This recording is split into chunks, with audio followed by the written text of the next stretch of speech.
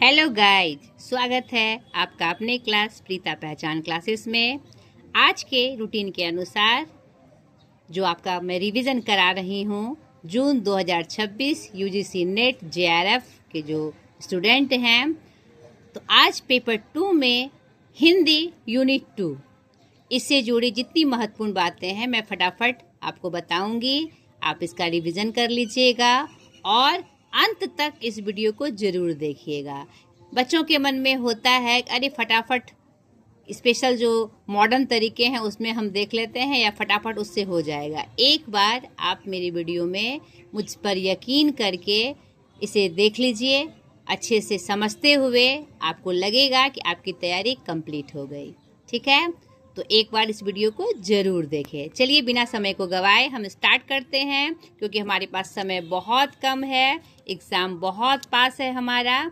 तो यूनिट 2 जो हमारा पेपर 2 हिंदी का है वह है हिंदी साहित्य का इतिहास। तो इसका जो फुल सिलेबस है कि इसके अंतर्गत आपको क्या क्या पढ़ना है वो आप ध्यान से देखिए। ठीक है, पहला पॉइंट है हिंदी साहित्य इतिहास दर्शन। दूसरा, हिंदी साहित्य के इतिहास लेखन की पद्धतियाँ। तीसरा प्रमुख है हिंदी साहित्य का काल विभाजन और नामकरण जो विभिन्न इतिहासकारों ने किया। ठीक है, और उसके बाद 3 पोर्शन है हमारे हिंदी साहित्य इतिहास का जो हमारे नेट जेआरएफ के कोर्स में शामिल किया गया है प्रमुखता से, भक्ति काल, रीति काल और आधुनिक काल, क्योंकि यह ऐसे प्रमुख काल हैं जिसके बारे में अगर जानकारी हमें नहीं है तो फिर हम हिंदी साहित्य के इतिहास को नहीं जान सकते। तो प्रमुखता से इसे जानना है। तो चलिए स्टार्ट करते हैं इनसे जुड़ी सारी महत्वपूर्ण बातें जो हमारे एग्ज़ाम से जुड़ी हुई है और हमारे लिए बहुत इम्पोर्टेंट है। यहाँ एक बात और, जो तीसरा पोर्शन था हिंदी साहित्य का काल विभाजन और नामकरण जो सिलेबस में प्रमुख तीसरा पॉइंट था, उसके अंतर्गत हमें प्रमुख रूप से क्या जानना है, विभिन्न विद्वानों द्वारा हिंदी साहित्य का काल विभाजन और नामकरण और सर्वमान्य विभाजन एवं प्रमुख कवि एवं रचनाकार, यही इस पॉइंट का प्रमुख बिंदु है जिसे आपको जानना बहुत ज़रूरी है। आपने जिस भी सोर्स से पढ़ा है या इसको पढ़ लिया है या नहीं पढ़े हैं, तो ये मैं आपको हिंट कर देती हूँ स्टार्ट में ही कि आपको ये पॉइंट पढ़ना है।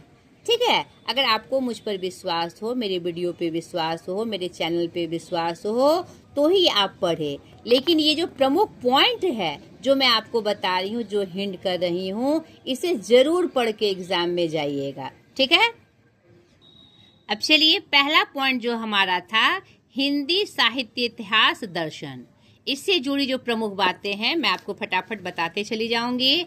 आप इसे देखते जाएं और इसे पढ़ते जाएं एकदम ध्यान से। सारी बातें, सारी जो बिंदु हैं सिलसिलेवार ढंग से मैंने यहाँ पर बताया हुआ है, जो कि आपको प्रश्न में पूछा जाएगा। एकदम लाइन बाय लाइन वही चीज़ पूछा जाएगा। अगर आप इसको ध्यान से पढ़ते हैं तो आपके दिमाग में 100% सेट हो जाएगा। इतिहास से जुड़ी धारणाओं और मान्यताओं का अध्ययन करना और साहित्य इतिहास लेखन में इतिहास दर्शन के 4 सूत्र माने जाते हैं: प्रतिभा, परंपरा, युगीन परिवेश और मूल्य चेतना। अब फटाफट इसे पढ़ते जाएं। हिंदी साहित्य इतिहास दर्शन क्या है, इसके बारे में प्रमुखता से बात बताई गई है। अलग अलग विद्वानों का जो मत है, जो तर्क है, वह भी आप देखिए, क्योंकि उससे ही संबंधित प्रश्न आपको पूछे जाते हैं। आगे देखिए, हिंदी साहित्य इतिहास की जो परंपरा थी कब से शुरू हुई और काल क्रम से कौन कौन सा इतिहास, कौन कौन से ग्रंथ, कौन कौन से विद्वानों के द्वारा लिखा गया। ठीक है, ये भी प्रश्न पूछा गया है कि 19वीं सदी से पूर्व किन किन कवियों ने इतिहास क्षेत्र में अपना योगदान दिया था, हिंदी साहित्य इतिहास क्षेत्र में योगदान दिया था। इसीलिए मैं ये पॉइंट लेकर आई हूँ, ये आप देख लीजिए। और सबसे पहला प्रयास साहित्य इतिहास लेखन का किसे माना जाता है? गारसादा तासी को, जो एक फ्रेंच विद्वान थे। ध्यान से याद रखना है। अब क्रम से देख लीजिए हिंदी साहित्य इतिहास जो है, जो विद्वान कौन हुए और उन्होंने कौन सी रचना की। हिंदी साहित्य इतिहास के ग्रंथ में उन्होंने कौन कौन सी रचना की, वह मैं आपको क्रम से बताते जा रही हूँ, नंबरिंग के साथ, एकदम सीक्वेंस में मैं आपको बताते जा रही हूँ। और उन्होंने क्या लिखा, उसके प्रकाशक कौन थे, उसका हिंदी अनुवाद क्या हुआ, या उससे जुड़ी क्या महत्वपूर्ण बातें हैं, वह आप देखते चलिए एकदम सिलसिलेवार ढंग से। आगे देखिए, पहले गारसादा तासी जो एक फ्रेंच विद्वान थे। दूसरे, इस हिंदी साहित्य इतिहास लेखन में दूसरा नाम आता है शिव सेंगर जी का। उन्होंने उनकी रचना काल और कौन सी रचना है देख लीजिए। तीसरा नाम आता है जॉर्ज गियर्सन जी का, जो सच्चे अर्थ में हिंदी साहित्य का इतिहास कहा जाता है। यह इतिहास लेखन का, हिंदी साहित्य इतिहास लेखन का तीसरा प्रयास था। ध्यान से इससे जुड़ी सारी बातें आप ध्यान से पढ़ते चले।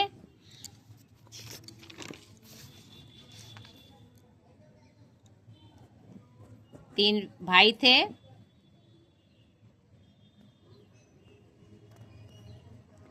चौथा प्रयास मिश्र बंधुओं द्वारा। मिश्र बंधु विनोद जो थे, गणेश बिहारी मिश्र, श्याम बिहारी मिश्र और सुखदेव बिहारी मिश्र। मैंने तीनों का नाम लिख दिया है, तीनों का नाम भी आपको याद रखना है। और यह जो मिश्र बंधु विनोद, उनकी रचना थी और उससे जुड़ी जो महत्वपूर्ण बातें हैं वह ध्यान से पढ़ते चलिए।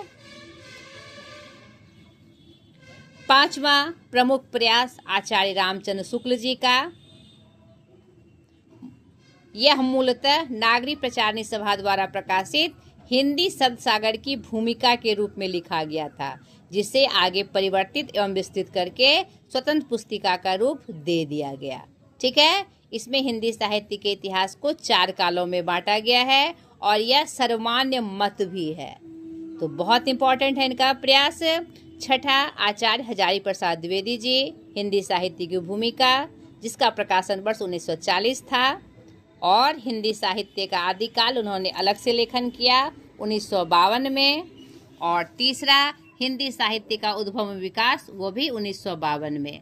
सातवां प्रयास था डॉक्टर राम कुमार वर्मा जी का, हिंदी साहित्य की आलोचना। ये एक आलोचक थे, आलोचनात्मक इतिहास, जिसमें क्या क्या उन्होंने शामिल किया, कितने कितने ईस्वी तक को उन्होंने शामिल किया, उससे जुड़ी महत्वपूर्ण बातें। आठवां जो प्रयास था वो नागरी प्रचारणी सभा का था। यह हिंदी साहित्य का बृहत इतिहास के नाम से यह इतिहास ग्रंथ जाना जाता है, जो किस किस रूप में था, उससे जुड़ी क्या महत्वपूर्ण बातें हैं, वह भी आप ध्यान से पढ़िए। नवा प्रयास डॉक्टर धीरेन्द्र वर्मा जी का, हिंदी साहित्य। इसके साथ ही आप इन इतिहासकारों द्वारा कौन सी रचना की गई है, यह भी जानकारी आपको मिलते जा रही है। और उससे जुड़ी महत्वपूर्ण बातें जो एग्जाम में पूछे जाते हैं, वह भी मैं आपको बताते जा रही हूँ सीक्वेंस में। बाबू श्याम सुंदर दास, हिंदी भाषा और साहित्य, जो 1930 में प्रकाशित हुआ। ध्यान से आप देखिए। और उपयुक्त इतिहास ग्रंथों के अतिरिक्त भी अनेक शोध प्रबंध और समीक्षात्मक ग्रंथ लिखे गए, जो हिंदी साहित्य के संपूर्ण इतिहास को तो नहीं, किंतु इसके किसी एक पक्ष, अंग या काल को नूतन ऐतिहासिक दृष्टि और नई वस्तु प्रदान करते हैं। उसमें कौन कौन से इतिहास ग्रंथ का नाम आता है और उसके रचनाकार कौन है, वह आप ध्यान से देखिए। डॉक्टर भागीरथ मिश्र जी का हिंदी काव्य शास्त्र का इतिहास। आगे देखते चलिए, ध्यान से पढ़ते चलिए, आपका पूरा रिवीजन इस पोर्शन का आपका कंप्लीट होता है। ठीक है, ध्यान से, इसलिए मैंने स्लो मोशन में से रखा है। आप ध्यान से एक एक पंक्ति को पढ़ते जाइए, और अगर आपने पहले से पढ़ा होगा तो आपको देखकर समझ में आ ही रहा होगा। इससे जुड़ी सारी बातें मैंने यहाँ पर स्टोर करके आपके लिए आप तक पहुँचाई है। ठीक है, दूसरा जो प्रमुख पोर्शन था इस यूनिट का, हिंदी साहित्य का काल विभाजन और नामकरण। ठीक है, इसे देख लीजिए आप। यहाँ पर देखिए, विभिन्न विद्वानों में काफी मतभेद रहा, लेकिन बाद में सर्वमान्य रूप से फिर इसे स्वीकार भी किया गया। अब देखिए, किस विद्वान ने इसका नामकरण किस नाम से किया और कितने भाग में किया। सबसे पहला नाम जॉर्ज अब्राहम ग्रियर्सन जी का, जिन्होंने इसे 12 भागों में कुल अवधि का कालावधि का वर्णन किया है। ठीक है, ये थोड़ा सा बृहद था। दूसरा, मिश्र बंधुओं का काल विभाजन, जो 5 रूप में हमारे सामने प्रस्तुत है, और उसका ईस्वी भी देखिए यहाँ पर स्टार्टिंग से। मिश्र बंधुओं का काल विभाजन ये बहुत इंपॉर्टेंट है। ये काल विभाजन जो चैप्टर है, ये जो पॉइंट है, बिंदु है, ये बहुत ही इंपॉर्टेंट है। तीसरा, आचार्य रामचंद्र शुक्ल जी का, जो 4 कालों में बटा है, आदि काल, पूर्व मध्य काल, उत्तर मध्य काल, आधुनिक काल, जिसे फिर अलग अलग नाम से जाना गया, वीरगाथा काल, भक्ति काल, रीति काल और गद्य काल। और उसका जो ईस्वी सन था वह भी मैंने आपको यहाँ पर दिखाया। चौथा जो बांटा है डॉक्टर राम कुमार जी ने का जो काल विभाजन है, इसमें आपको यह भी जानकारी हो रही है कि किस काल को ये किसने नाम दिया। आपको प्रश्न घुमा के पूछेगा। ठीक है, तो यहाँ पर आपको याद अगर नहीं रहेगा तो आप ये बता ही नहीं पाएंगे कि किसने ये नाम दिया था। नहीं, जो काल विभाजन हुआ उसमें ये नाम किसके द्वारा प्रदत्त था। तो ये बहुत इम्पोर्टेंट है आपके लिए, तो आप एकदम सीक्वेंस में इसे देखते चले। डॉक्टर राम कुमार जी का उन्होंने 5 काल में बांटा। 5वां हजारी प्रसाद द्विवेदी जी का, हिंदी साहित्य का उद्भव एवं विकास, यह भी आपका आचार्य रामचंद्र शुक्ल जी से मिलता जुलता है। उसके बाद डॉक्टर नगेंद्र जी ने हिंदी साहित्य का इतिहास, उसे बांटा और अलग अलग रूप में आधुनिक काल का अलग अलग रूप उन्होंने दर्शाया सन ईस्वी के साथ। ठीक है, उसके बाद 7वां डॉक्टर गणपति गुप्त, किस नाम से और किस नाम से जाना जाता है यह देखिए। 8वां डॉक्टर राम खेलावन पांडे जी का काल विभाजन, उन्होंने किस नाम से सूचित किया और सन ईस्वी उसकी क्या थी, लेकिन इसमें बहुत मतभेद थे। 9वां डॉक्टर मोहन अवस्थी जी का। ठीक है, और इन सब के आधार पर ही सारा सर्वमान्य रूप से हिंदी साहित्य का इतिहास 4 कालों में माना गया, मिला जुलाकर 4 रूप में प्रमुखता से माना गया। ठीक है, अब तीसरा प्रमुख बिंदु जो था, हिंदी साहित्य के इतिहास लेखन की पद्धतियाँ। जो हिंदी साहित्य का लेखन हुआ, आखिर उसमें कौन कौन सी पद्धतियाँ थी जिसके आधार पर इतिहासकारों ने हिंदी साहित्य का इतिहास लिखा, तो वह जानना भी आपके लिए बहुत आवश्यक है। तो आप इन शॉर्ट में इसे पढ़ते चले जाइए। और कितनी प्रकार की मुख्य पद्धतियाँ थी। कालानुक्रमिक पद्धति, इसमें क्या होता है देख लीजिए ध्यान से। दूसरा, वर्णानुक्रमिक पद्धति, नाम से ही आपको पता चल रहा है, काल के अनुसार, वर्ण के अनुसार। तीसरा, विधेयवादी पद्धति, इसमें क्या होता है यह भी देख लीजिए, क्योंकि प्रश्न में आपको पूछा जाएगा कोई पंक्ति देकर यह कौन सी पद्धति है, यह हिंदी साहित्य इतिहास लेखन की कौन सी पद्धति है। तो यह जब तक आप नहीं जानेंगे आप इसका आंसर नहीं कर पाएंगे। उसके बाद विषयगत पद्धति के आधार पर इतिहास लेखन। चौथी पद्धति, और इसके अलावे इतिहास लेखन की निम्न पद्धतियाँ हैं। संप्रदाय के आधार पर, भूखंडों एवं बोलियों के आधार पर, राज दरबारों, जातिगत आधार पर और वैज्ञानिक लेखन आदि। इन सब पद्धतियों का प्रयोग करके हिंदी साहित्य का इतिहास लिखा गया। अब इनसे जुड़ी कुछ और महत्वपूर्ण बातें हम जान लें। विधेयवादी पद्धति का प्रयोग किया है किसने? रामचंद्र शुक्ल जी ने। समस्या लेखन काल में विभाजन की समस्या किसके कारण आई, यह देख लीजिए। इससे जुड़ी कुछ महत्वपूर्ण पंक्तियां हैं जो प्रश्न में पूछी जाती है। आपको अगर इसको पढ़कर आपको पूर्ण ध्यान में आ जाएगा कि यह किससे जुड़ी है और इसके कैसे इसको हम हल कर सकते हैं। नहीं, ये पंक्तियां अगर आपके ध्यान में रहेगी तो आप कैसे हल करेंगे वो आपको समझ में आ जाएगा। आगे देखिए, यहाँ हिंदी साहित्य का काल विभाजन और नामकरण विभिन्न विद्वानों ने जो किया प्रमुख रूप से, इसे आप सिर्फ रीडिंग दे दें और अच्छे से एकदम ध्यानपूर्वक, तो फिर ये बातें आपको अच्छे से समझ में आ जाएगी एकदम स्लो मोशन में। यहाँ पर आचार्य रामचंद्र शुक्ल ने हिंदी साहित्य के इतिहास को 4 प्रमुख भागों में बांटा, जो हमने पीछे भी देखा। नहीं, और इसे ही सर्वमान्य रूप से माना गया। ठीक है, इसमें आदिकाल की कुछ रचनाएं प्रमुख कवि और रचनाकार हैं। काल विभाजन में ये प्रश्न कभी कभी दोहराया जाता है कि यह किस काल की रचना है और इसके रचनाकार कौन है। तो मुझे लगा कि यह भी थोड़ा सा मैं आपको बता दूं।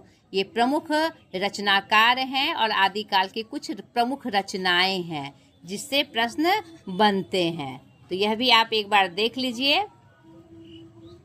ये काल विभाजन में ये प्रमुख बिंदु आया है। ठीक है, ऐसे भक्ति काल, रीति काल, आधुनिक काल का आपको डिटेल से देखना ही है, लेकिन काल विभाजन में जब आदि काल आता है तो कितनी बार ये प्रश्न दोहराया गया है कि आदि काल के ये किस काल के कवि हैं और की प्रमुख रचनाएं, या फिर आपको टेबल बना के दे देगा और मिलान करने कहेगा। ठीक है, ये किस काल की है और किसकी रचनाएं हैं। तो यह एक बार आप देख लीजिए सरसरी निगाह से, ताकि आपको ध्यान में रहे। जब आंसर सामने आए तो आपको ध्यान में आ जाए, अरे ये तो इनकी रचना है। ठीक है, आगे देखिए, आदिकाल साहित्य की प्रमुख प्रवृत्तियां, कभी कभी यह भी प्रश्न में दोहराई जाती है, तो यह भी आपको याद रखना है। और साहित्य का वातावरण कैसा था आदिकाल में, थोड़ा सा यह देख लीजिए। और आदिकाल की उपलब्ध सामग्री किस रूप में प्राप्त होती है। ठीक है, अब हम जो प्रमुख 3 काल था उसका वर्णन हम देखेंगे, आदिकाल, रीतिकाल और आधुनिक काल का।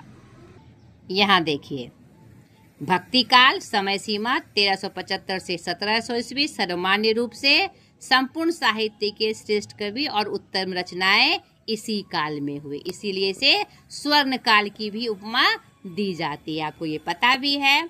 हिंदी साहित्य का इतिहास मुख्यतः 4 कालों में बटा, आदिकाल, मध्यकाल जिसमें पूर्व मध्यकाल, उत्तर मध्यकाल। पूर्व मध्यकाल भक्ति काल कहलाया और उत्तर मध्यकाल रीतिकाल कहलाया। तो ये पॉइंट भी आपको याद रखना है कि जो 3 काल में बटा, पूर्व मध्यकाल किस काल को कहा गया, उत्तर मध्यकाल किस काल को कहा गया। ठीक है, और सन ईस्वी भी इसकी याद रखनी है जैसा पीछे हमने बताया। अब भक्ति काल का नामकरण किसने किस रूप में किया, विभिन्न विद्वानों ने भक्ति काल का नामकरण किस रूप में किया वह देख लीजिए। कलात्मक उत्कर्ष का काल पृथ्वीनाथ जी ने कहा। कमल कुलश्रेष्ठ उनका पूर्ण नाम था। स्वर्ण युग श्याम सुंदर दास और जॉर्ज ग्रियर्सन ने। ठीक है, स्वर्ण युग या स्वर्ण काल एक ही बात है। ठीक है, एक नई दुनिया, भक्ति काल आदि आदि आदि आप देख लीजिए किसने किस काल से भक्ति काल का नामकरण किया। ये हिंदी साहित्य का इतिहास का काल का नहीं, ये स्पेशली भक्ति काल का नामकरण किस विद्वान ने किस नाम से किया यह मैं आपको बता रही हूँ। अब भक्ति काल की पृष्ठभूमि क्या है थोड़ा सा यह जान लें, क्योंकि यह सबसे इम्पोर्टेंट है हमारे इस यूनिट है हमारा, वो सबसे इम्पोर्टेंट काल है, पार्ट है ये। ठीक है, अब भक्ति काल की समय सीमा विक्रम संवत में भी देख लीजिए। जो सर्वमान्य मत है, डॉक्टर नगेंद्र ने 14वीं सदी 7वीं शताब्दी तक को भक्ति काल का माना। आचार्य हजारी प्रसाद द्विवेदी जी ने कितना तक माना समय सीमा यह भी देख लीजिए। तो अंततः हम पाते हैं कि संवत 1375 से 1700 तक यह मानी जाती है सर्वमान्य रूप से। इसकी सामाजिक और धार्मिक पृष्ठभूमि कैसी थी यह देख लीजिए।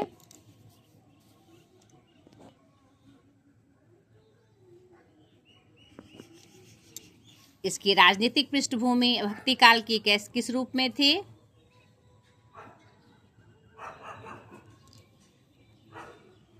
मुस्लिम शासन का प्रभाव था। आगे देखिए, यह बृहद रूप से भक्ति काल का पूरा स्वरूप यहाँ मैं लेकर आई हूँ, जहाँ थोड़ी भी आपको कंफ्यूजन ना हो। भक्ति काल हमारा भक्ति में दो काल में बटा हुआ था, निर्गुण भक्ति और सगुण भक्ति। निर्गुण भक्ति की दो शाखाएं हुई और सगुण भक्ति की भी दो शाखाएं हुई, ज्ञानाश्रयी प्रेमाश्रयी निर्गुण भक्ति की, रामाश्रयी और कृष्णाश्रयी सगुण भक्ति की। ठीक है, तो उसके बाद ज्ञानाश्रयी यानी भक्ति काल के, ये नेक्स्ट पॉइंट मैं आपको बता रही हूँ, भक्ति काल के प्रमुख कवि एवं रचनाकार के बारे में। ठीक है, तो उसी से संबंधित ये जानकारी मैं लेकर आई हूँ। ज्ञानाश्रयी शाखा के प्रमुख रचनाकार, ज्ञानाश्रयी शाखा किस भक्ति से जुड़ा है? निर्गुण भक्ति से। उसमें दो शाखाएं ज्ञानाश्रयी, तो मैं ज्ञानाश्रयी शाखा के प्रमुख रचनाकार के बारे में बता रही हूँ। रामानंद जी, कबीर, उनके बारे में महत्वपूर्ण जानकारी।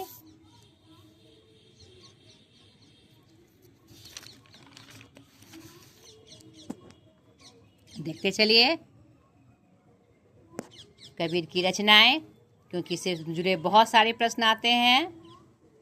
ठीक है, तीसरे रैदास जी, रविदास जी के नाम से जाना जाता है।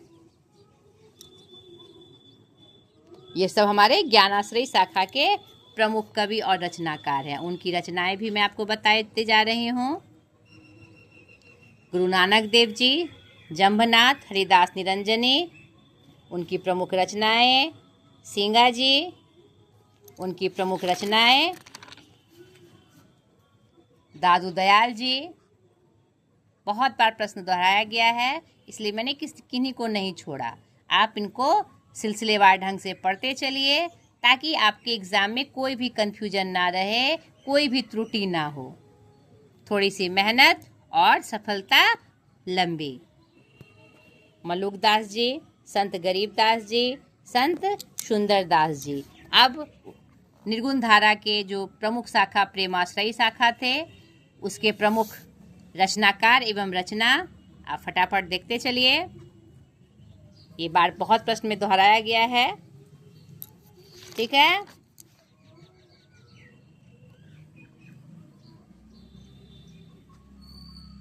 नल दमयंती संबंधित प्रेखानाख्याप, ये भी एक बार प्रश्न में दोहराया गया है। अब सगुण भक्ति। ठीक है, वैष्णव भक्ति का उदय। वैष्णव भारत के प्रमुख आचार्य कौन कौन हुए? सगुण भक्ति मतलब वैष्णव भक्ति का उदय, जिसमें बाद में दो धाराएं हो गई, रामाश्रयी और कृष्णाश्रयी। एक राम को मानने लगे, एक कृष्ण को मानने लगे। नहीं, तो उसके बारे में पूरी जानकारी। अब रामाश्रयी शाखा में जो राम भक्ति काव्य हुए, उसका दो रूप था, वह देख लीजिए आप ध्यान से।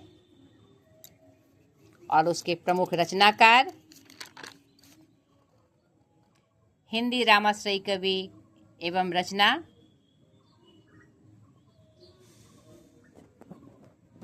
उनकी रचनाएं प्रमुख रूप से गोस्वामी तुलसीदास जी का, नाभादास जी, केशवदास जी, उनकी प्रमुख रचनाएं, सेनापति जी, उनकी प्रमुख रचनाएं।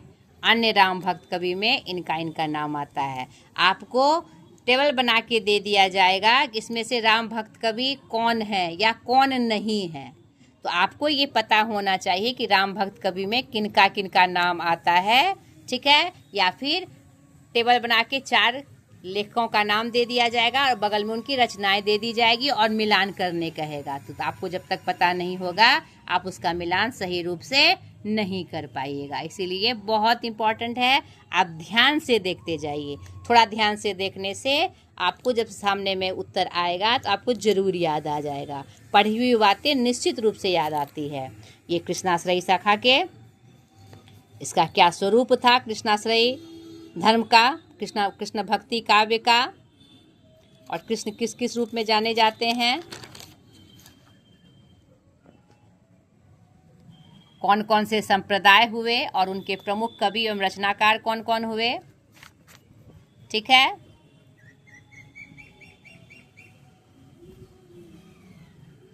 यहाँ देख लीजिए पूरी बातें मैंने आपको बताई है। अष्टछाप के कवि कौन कौन थे वह भी, उसकी भी जानकारी मैंने दी है। ये 4 थे वल्लभाचार्य के शिष्य और 4 हमारे थे किसके शिष्य? विट्ठलनाथ के शिष्य।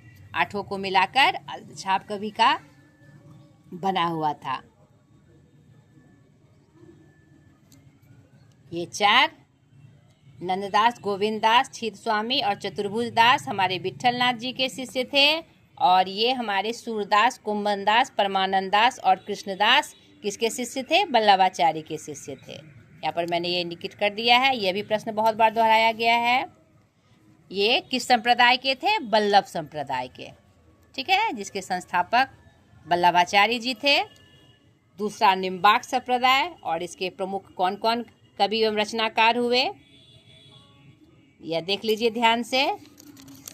कृष्ण भक्ति काव्य में उनकी रचनाएं जो कृष्ण संप्रदाय की थी उसमें कौन कौन प्रमुख संप्रदाय था और उसके प्रमुख कवि रचनाकार कौन थे, मैं उसकी जानकारी आपको दे रही हूँ, ठीक है। चौथा हरिदासी संप्रदाय। 5वां चैतन्य संप्रदाय, जिसके प्रमुख चैतन्य महाप्रभु जी थे। गौड़ीय संप्रदाय, यह भी चैतन्य महाप्रभु का संप्रदाय था। प्रणवी संप्रदाय, दत्तात्रेय संप्रदाय और नमा रूप जो था संप्रदाय निरपेक्ष कृष्ण काव्य, जिसमें कोई संप्रदाय नहीं थे। उनमें प्रमुख रचनाकार और उनकी रचनाएं यहाँ देखिए, जो मीराबाई और रसखान का नाम प्रमुखता से लिया जाता है, जो संप्रदाय निरपेक्ष थे, यानी किसी विशेष संप्रदाय को नहीं मानते थे, सिर्फ कृष्ण को मानते थे, ठीक है, जिसमें मीराबाई, रसखान का नाम आता है, उनकी प्रमुख रचनाएं।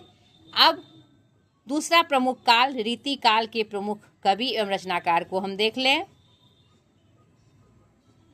3 धाराएं थी, रीतिबद्ध, रीति सिद्ध और रीति मुक्त। यह आपने बीए के लेवल में जरूर पढ़ा होगा।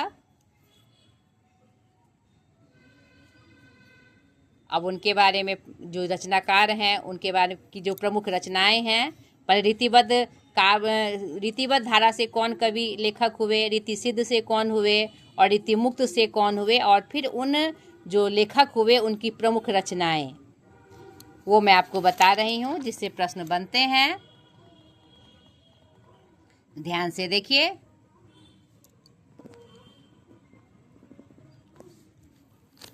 भिखारी दास द्वारा रचित प्रमुख ग्रंथ और उसकी रचना का समय, रचना काल भी मैं बता रही हूँ।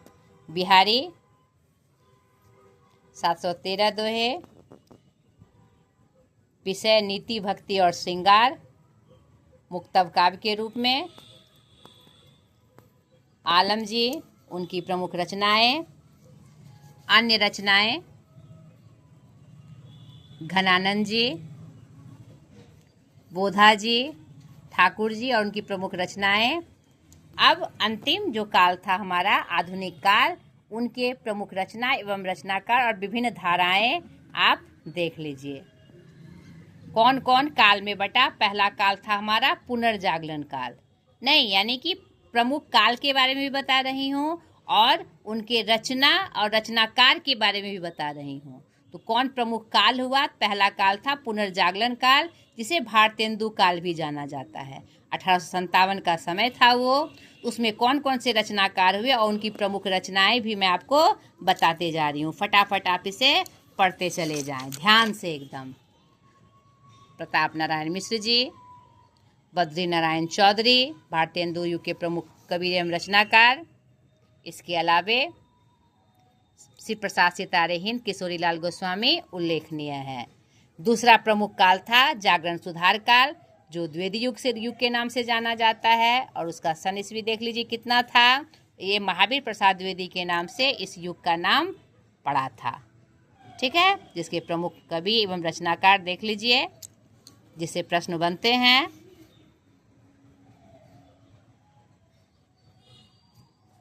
छायावाद काल, प्रमुख काल, 4 प्रमुख स्तंभ। छायावाद के 4 प्रमुख स्तंभ जयशंकर प्रसाद, सूर्यकांत त्रिपाठी निराला, सुमित्रानंदन पंत, महादेवी वर्मा। और छायावाद के अन्य कवियों में माखनलाल चतुर्वेदी, राम कुमार वर्मा, भगवती चरण वर्मा आदि जी का नाम आता है। तो ध्यान से आप इनको कंसन करके रखिए। छायावोत्तर काल, जिसमें 2 प्रमुख काल हुए, प्रगतिवादी काल, नवलेखन काल। नहीं तो उसमें प्रगतिवाद कहिए, प्रयोगवाद कहिए, ठीक है, जिसे प्रयोग काल के नाम से भी जाना जाता है। और इसकी सन ईस्वी 1938 से 1953। उसके प्रमुख रचनाकार देख लीजिए कौन कौन हुए।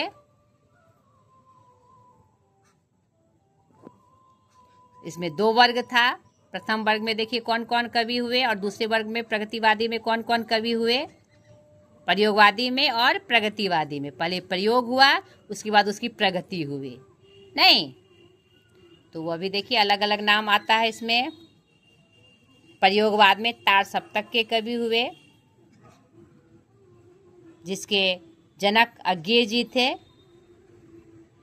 और तार सप्तक में किन किन कवियों का नाम था वह देखिए, क्योंकि इससे भी प्रश्न बनते हैं। दूसरे सप्तक के कवि एवं रचनाकार और तीसरा सप्तक के कवि एवं रचनाकार। उसके बाद का सेकंड छायावोत्तर काल में हमारा नवलेखन काल आया, जो 1953 से अब तक का लिखा जाता है। इस काल में गद्य, निबंध, नाटक, उपन्यास की प्रधानता रही, और जिसके प्रमुख कवि एवं रचनाकार निम्न रूप से हैं। तो इन्हीं सब समों से ये प्रश्न बनता है। तो आपके हिंद पेपर 2 हिंदी में यूनिट 2 का की जितनी प्रमुख बातें थी हमने आपको बताई। आशा करती हूँ ये आपके लिए सहायक हुई होगी। अगली वीडियो में फिर एक नई यूनिट के साथ मैं हाजिर हो जाऊंगी।